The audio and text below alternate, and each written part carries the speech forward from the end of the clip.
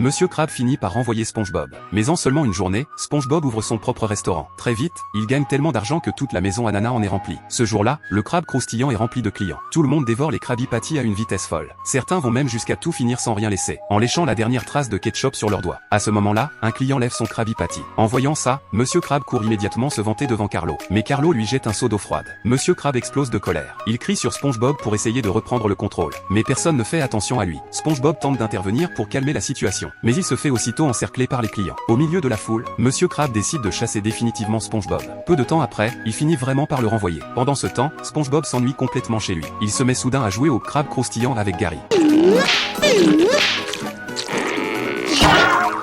What's that, Squidward? 30 Krabby Patties?